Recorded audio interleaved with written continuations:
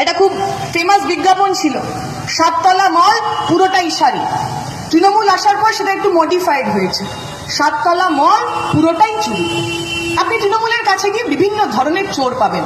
আমরা যখন যাই মহিলারা দোকানে জামা কিনতে, শাড়ি কিনতে, আমরা বলি যে এই ডিজাইনে একটু অন্য কালার দেখান, অথবা এই কালার একটু অন্য ডিজাইন দেখান। তৃণমূলকেও আপনি বলতে পারবেন। আপনি তৃণমূলকে বলেন, আচ্ছা আমাকে একটা ভালো মহিলা চোর দেখান তো। উনি বলবেন, এই যে কাকলি ঘোষদস্তিদা, চশমা পরে হাত পেতে টাকা নিচ্ছিল।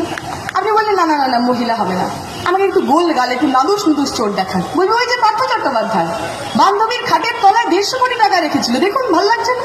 আপনি বললেন, না না না, আমাকে একটু পাতলা, রোগা পাতলা চোর যদি দেখাতে পারেন।